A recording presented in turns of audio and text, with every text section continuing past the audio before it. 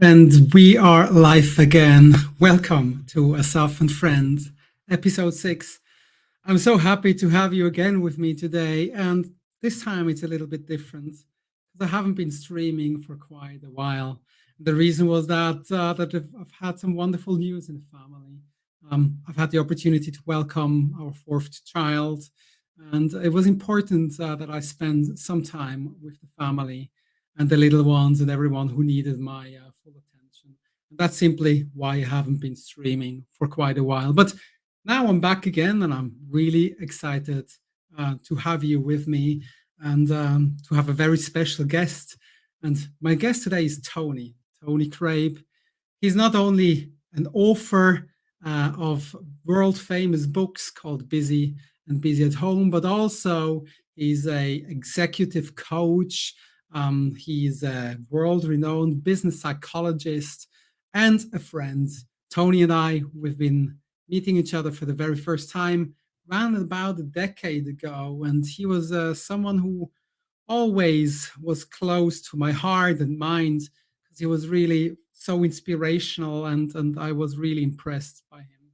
So even better that I have him today as a guest with me, and have the opportunity to introduce him to my audience. As always, this episode will be streamed simultaneously on LinkedIn, YouTube, and Twitter, and later we'll make it available as a podcast on Spotify, Apple Music, Amazon Music, Deezer, and Stitcher. But let's get another thing out of the way. Before we get started, I'm a full-time employee of Microsoft. Nothing shared today represents Microsoft's view. It's only my own personal view. But now everything is out of the way. We set the scene. Let's welcome my friend Tony. Tony, my friend, how are you? Good to have you with me. Hey, nice to see you, Asaf. And look, I'll do it officially. Congratulations on the little boy. Thank you. Fantastic news. That's very, very nice of you. And I know you're also a very busy family man with quite a handful of kids. So we share a few things have that in common indeed. Hey, Tony, before we get started, tell me, who are you? So look, as you said, I'm a business psychologist, work around the world with multinationals. I'm also kind of passionate about this topic of busyness and attention and what it means to bring the best of our brain, quite frankly, best of ourselves into the problems and the conversations and the people that that matter most to us, both at work and outside of work. So that's one of the things I've been really focused on. You mentioned the books. I've done a lot of work, whether it's in kind of presentations or whether it's in consulting around that specifically. So that's me. I live in Spain, as you mentioned, 3 children. I think that's probably all you need to know at the moment. So, thanks so much. You were talking about the books, and what was the key motivator for you to, invest all of this time to publish these books? What was the driver for that? Well, I started seeing this pattern emerge, and it emerged in the conversations I was having in pretty much every project that was nothing to do with busyness, if you like. We'd be working on strategy, we'd be working on leadership, we'd be working on a whole pile of things. And yet a common feature that would emerge was this kind of crazy busyness. I was seeing it out and about when when people were, I remember being on a London Underground tube, and in the space of a few minutes, I heard the word busy being mentioned 7 times. I sort of saw this, and I felt it in myself, this kind of almost default response I started saying, that when people said, "How are you?" I'd say, "I'm busy." And, and I thought that was curious, especially when I realized it was a somewhat competitive thing that we're trying to out-busy each other. I also felt it in myself, and recognized that I could be more present with my family. I could have more impact in my work if I was to address some of the busyness and attentional overwhelm that was going on in my life. And so I wrote the book partly as an attempt to, typically when there's a problem, I think it's interesting that my natural response as a psychologist is to go to the literature. So part of it was a personal help book, because I was trying to figure out myself how to deal with this crazy amount of information that was coming at us, this crazy amount of demand, this crazy amount of change. But also, I guess, as I got into the topic more, I really wanted to toxicify the term busy. I didn't want it to be cool anymore, because I just think it's crazy.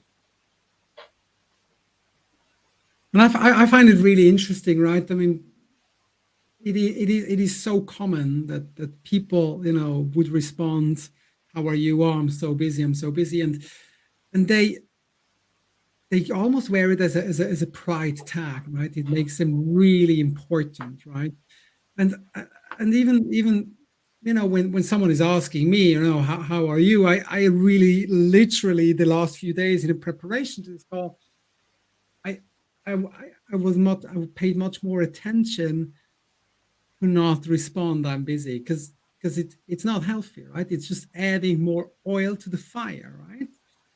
And it's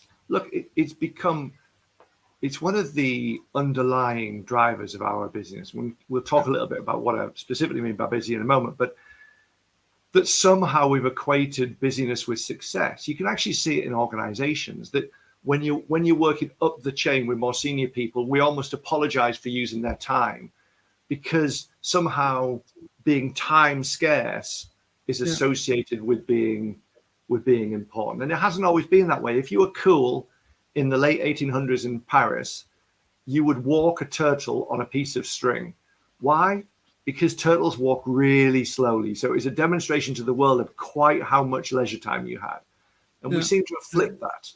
And I think it's crazy, because quite frankly, there's never been a generation in the history of the world that's had less time alone just to think, to ponder, to be alone with its brain than this generation. And that has consequences.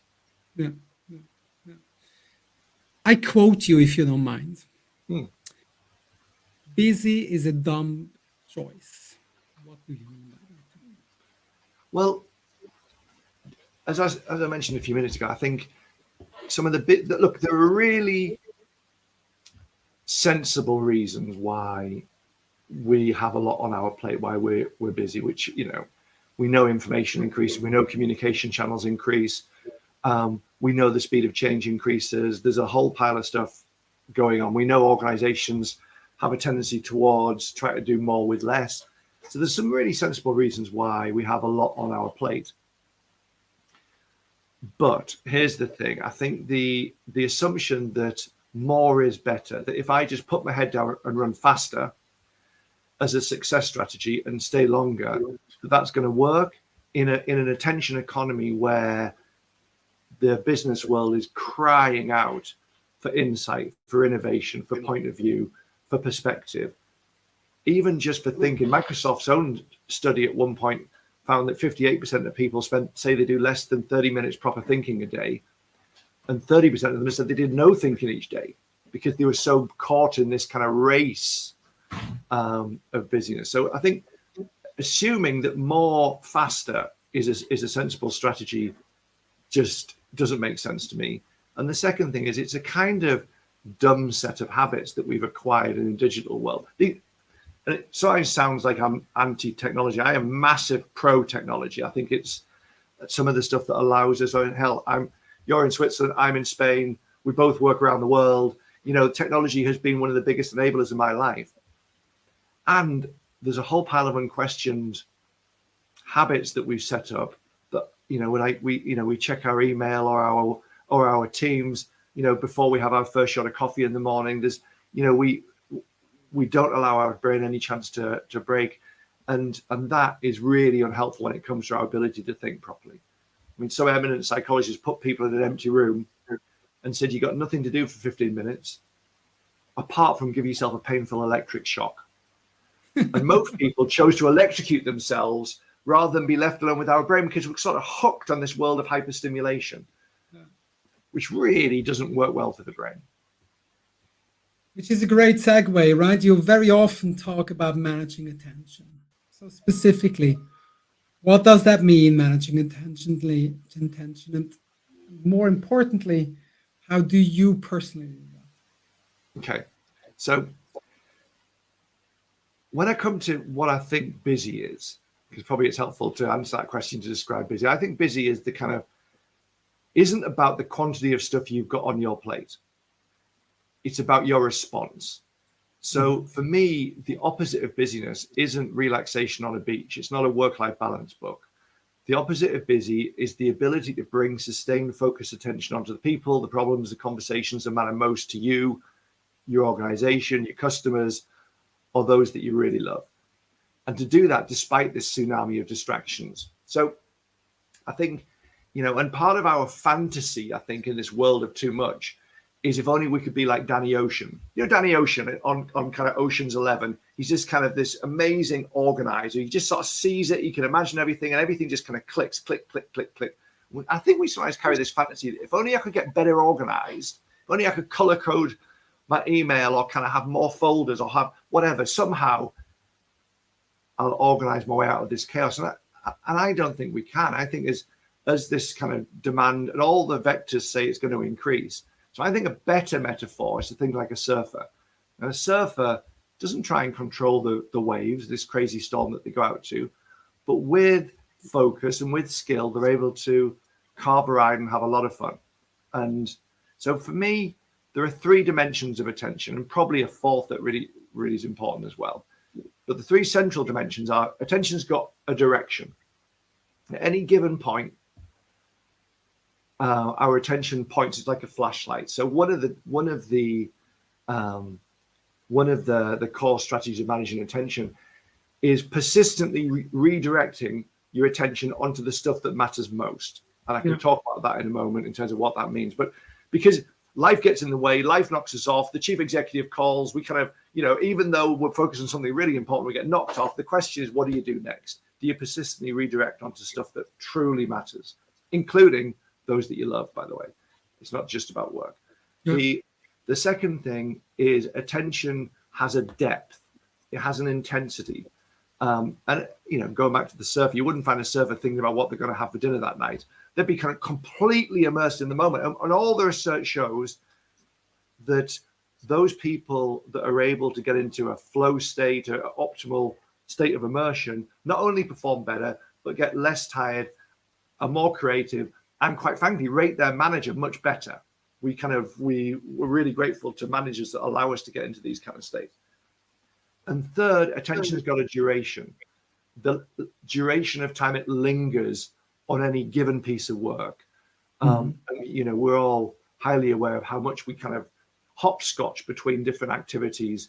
And we know when we switch rapidly between activities, we get A, more tired, B, we get 40% less done. So they're the three things. And of course, I said there's a fourth. And the fourth, quite frankly, going back to the surf analogy, is you need time on the beach. You need to detach from the devices, because when we stay tethered to work, the research shows that when we're still connected and we're on call, if you like, even if we're just every now and then grazing at email, the stress hormones in our blood are about the same as they are at work, to the point that researchers think it's not really leisure at all.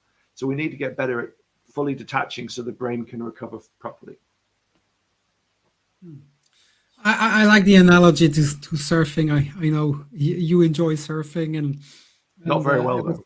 And ever say, yeah, it doesn't matter how well we surf, right? It's all about the trying to paddle in and try to catch the next wave. So yeah, surfers are great at choosing the waves. You don't catch every wave. So the first thing is about this choice: they're great at choosing the waves, they're great at immersing themselves, and they're great at trying to ride out the wave as long as possible. Yeah. And if you kind of just do those three things, actually your attention is going to be much better spent. Yeah. So if busyness is a bad strategy for success, what is a better strategy for individuals or for businesses? Well, so look, there's a piece around, if we go into those three strategies, there's a piece around the choice, because I said busy is a choice. One of the things that's central to any strategy is choosing between. People often think strategy is about identifying the priorities, but the heart of strategy and the dirty secret behind strategy is choosing, therefore, what you're not going to do. Every choice we make, there's an opportunity cost. So actually getting better at making the trade-off choices is super important. But the problem, the standard question the brain asks is the wrong question in a world of too much, because the standard question the brain asks is whether or not I should do this, whether or not I should sign my child up for this other after school activity, whether or not I should sign up for that project, that stretch assignment. And viewed in isolation, every single one of these things, every single opportunity you get at work is valuable. But that's not strategy. Strategy is about saying which of these, in the words of Apple, of Tim Cook, the chief executive, which of these are you going to say no to put enormous energy into the few that you choose? And so that choicefulness is crucial, and being really, really strong around that.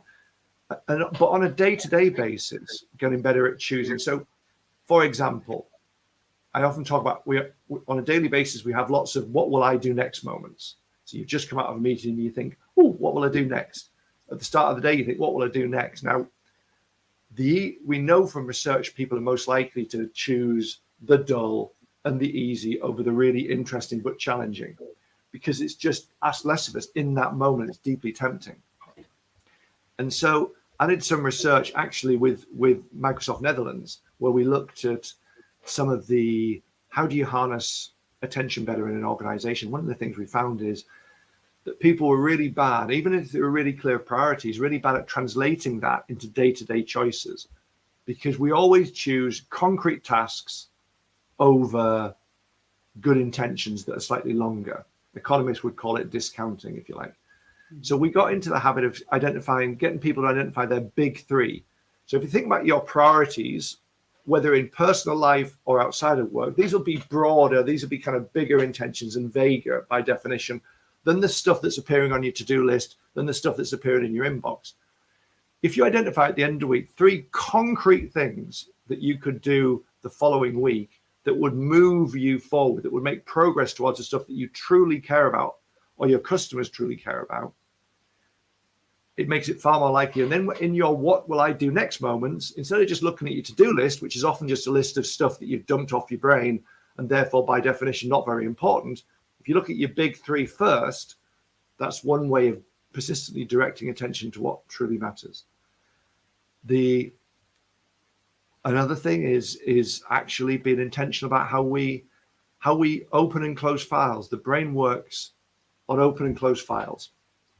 And so when we know our intellectual performance decreases by a measurable amount with every back-to-back meeting we have. So even just having the habit of closing files, and we do that by actually just identifying what the next step is that we need to take. We actually allow ourselves to be more present in the next meeting and therefore better able. So simple things like this that allow us to use our brain better really helps. And quite frankly, the final thing is getting better or getting more disciplined about building more dead time into our life. More time off devices. If I ask people, where do you have your best ideas? Now, everyone says in the shower, because it's one of the few times these days where we're not producing something or consuming something. But actually, when we're off task, going out for a quiet walk in the woods, gardening, driving without the radio on, a whole pile of sort of low-level activity, the brain is allowed to make sense. And what I find at the moment is an awful lot of people are learning a lot. They're attending a lot of these kind of webcasts and consuming tons of learning. But because they're not giving themselves time to ruminate, just to reflect, that actually that stays as just Asaf's view or Asaf guest's view, as opposed to being integrated into my worldview that kind of connects with all. And it's actually when we have time alone with our brain, the stuff that we're taking in gets connected to the stuff that we already know to create our own wisdom, our own insights. And so building time alone is really important. Building time alone is an excellent segue into my next question. During the pandemic, right, I read that the average home office worker has been working 2 to 3 hours a day more. What do you think the reasons for that were, and do you think this will ever change again? You know what? I think that was just super interesting finding, wasn't it? Because if you think about it, we were given most of us were given, 2, sometimes more hours back because we didn't have to commute. So if you were just purely logical, you would think, blimey, we've all got 2 hours more a day free to be with our family. With the family, with the loved ones, with sports, health, meditation, whatever, right? And it didn't happen. No. And so why? And things like, and it wasn't just quantity, it was also quality. So the amount of Teams usage went up over the weekend, and Slack, and so we stayed more tethered, if you like. There's a lot of things that drove that. One of them, I think, is that one of our biggest anxieties at work is being judged. And Carol Dweck, who talks about growth mindset, that I know you know all about, in her earlier work, she talked about the difference between performance motivation and achievement motivation. And performance motivation is all about demonstrating intellect, being visible, being seen to do stuff, being seen to be clever or hardworking, and not getting into trouble. Achievement motivation is about working on the stuff that truly matters. And I think what happened is we got into a whole pile of performance displays. We got into wanting to be there, wanting to demonstrate to our organizations that we were still committed. So we'd go to more meetings than we might have otherwise. And I think there was also a whole pile of really ambient, casual conversations over coffee machines got replaced by 30 minutes scheduled meetings. So there was emotional side there in terms of the need to be visible and present and demonstrate commitment. And there were some really practical things that came in. I also think for years, one of the things I found really interesting, I think for years we told ourselves the story of presenteeism, that part of the reason I stay so long at work is I don't want to do the walk of shame towards the door before everyone else. Everyone's working long, so I'll work. And so somehow that kind of, I'm working and I'm busy because that's what everyone does, and that's what everyone around me is doing. And all of a sudden we had much more choice. We could have done a whole pile of more work in the way we wanted. We could have taken much more control over it, but we chose not to. So it kind of reinforces to me that we do a lot of this busyness to ourselves. That actually a lot of the implication and the drive to do more comes from ourselves. It's also scary not to be busy after so many years of having, a kind of personality, attribute, brand to everyone around you that you're busy, right? All of a sudden, it is scary. And how does that play out for you, Asaf? Well, I think that's a good question. So, I believe my biggest learning in the pandemic was I stopped apologizing, and I stopped apologizing in the sense of, when I did school runs with the kids, or when my wife needed some time to get things sorted, and I had to look after the children, or just basic stuff like get food on the table, right? Yeah. And it became really so overwhelming at some point in time. I tried to hide things, shushed the kids all the time, or like half of the time I was on mute or off camera and stuff like that.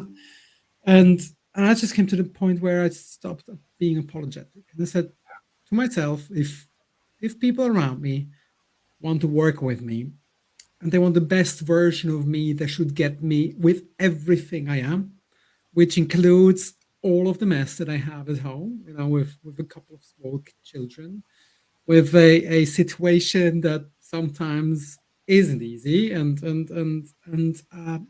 think it made me a better leader, and also an easier person to collaborate, because I didn't sugarcoat stuff anymore. I was fully vulnerable. I was like, guys, I remember one call with my manager where was so much snow in Switzerland that we couldn't drive out with the car. So I took the kids in a sledge, walking by foot to kindergarten and school with the kids in the back, and I was doing a video conference. And it was an empowering kind of situation as well. Stop apologizing for your own kind of mess. And I think that was one of the awesome things that really came from. I mean, I think there's two really huge things for me that were really positive that came from the work transition. One was exactly that.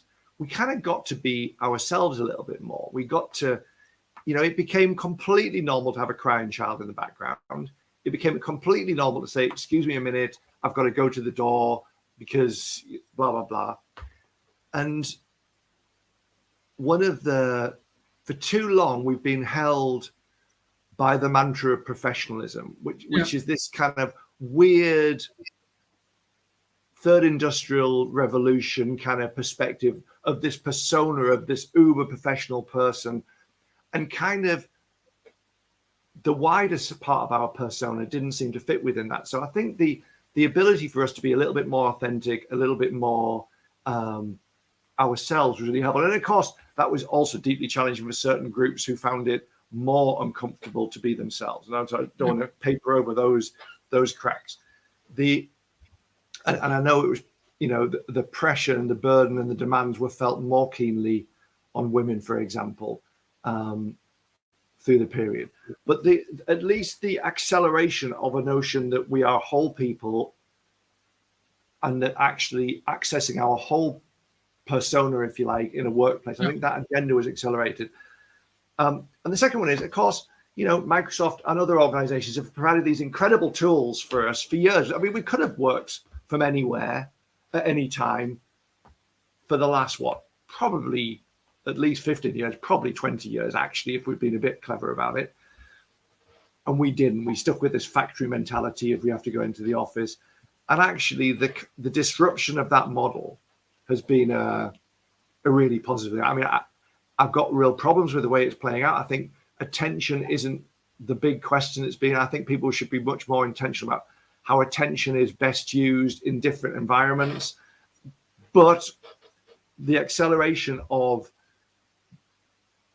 of a shift towards a much more fluid way of working, where the office is a place we go to at times for certain functions because it's an awesome environment to meet others, etc., as opposed to the default place where work happens, I think has been nothing but good. Yeah, and not to speak of CO2 footprints, right? I mean, I remember times of absolutely ridiculous expectations to fly 4, 5, 6 hours to shake someone's hands and have lunch, right? And Take me as an example. That was literally it, right? Pre-COVID, I did 80 flights a year, and I'd done 80 flights a year for the last 20 years, more or less, sometimes more, sometimes less, but kind of post-COVID, I do 2, 3. The vast majority of my work can be done at, and is it night? I was actually last week I was in Italy doing a piece of work for one of the first travel. And what was it lovely to actually physically facilitate a room of real live humans who were kind of present in the space? It was great.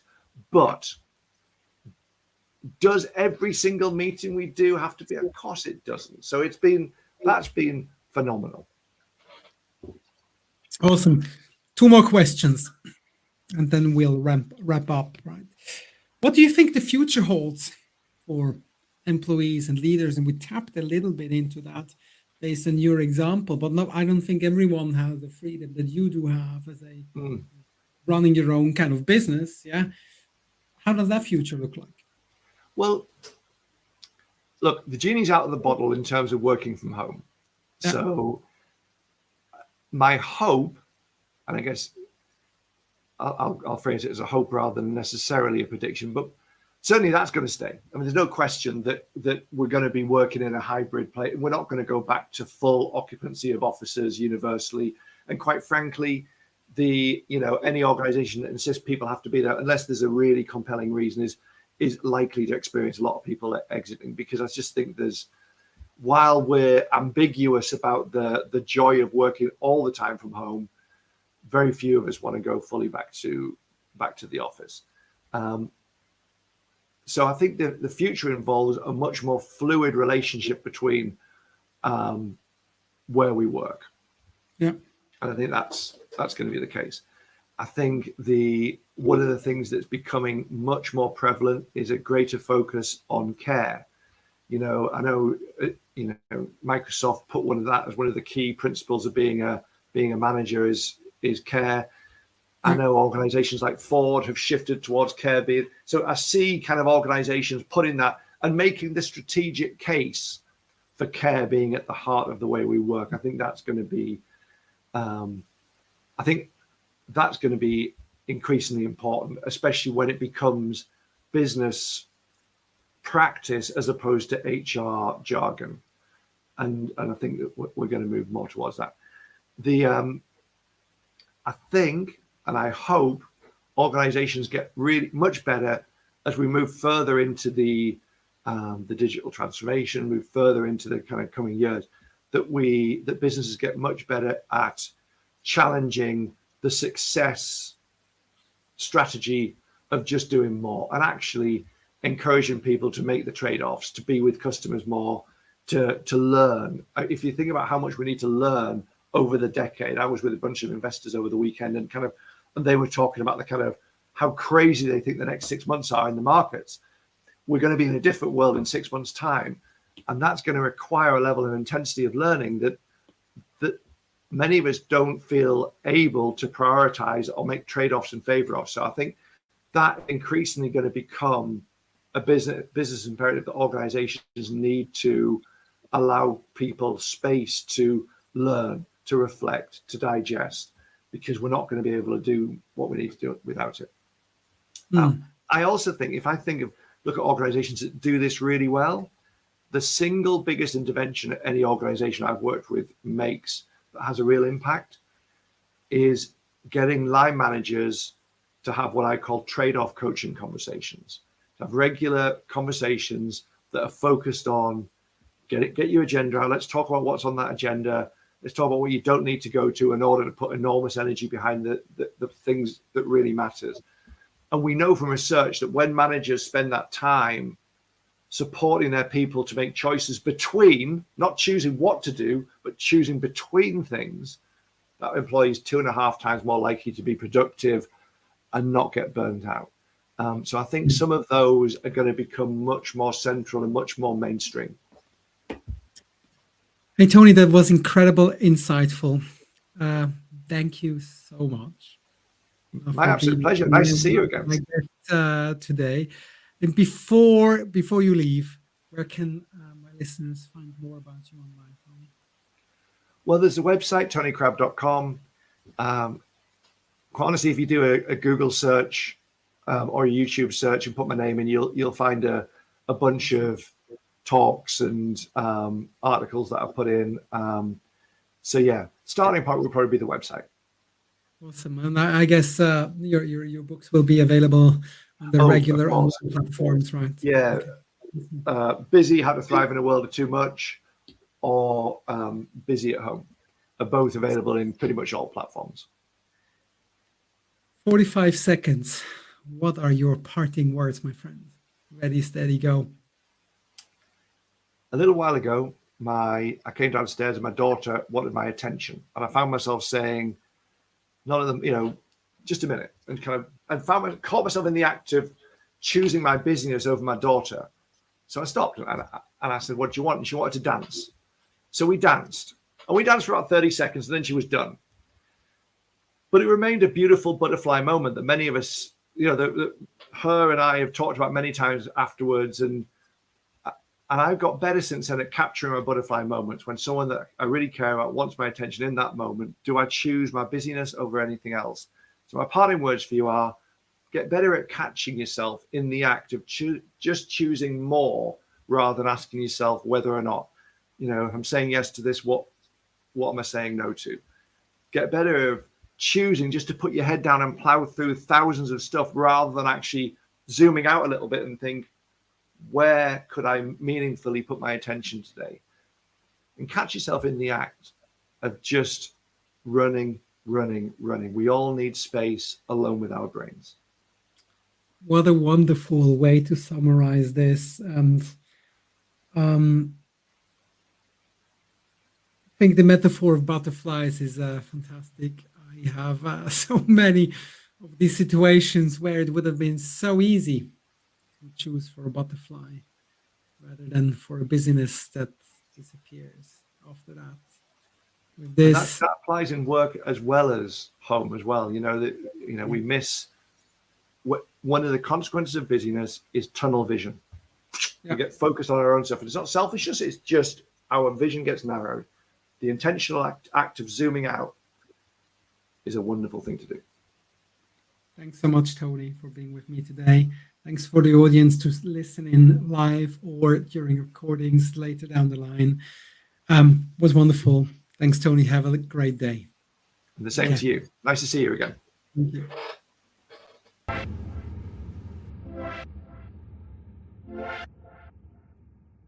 Thanks very much for streaming in, and stay tuned for my next guest on Asaf and Friends. It was wonderful to have you with me.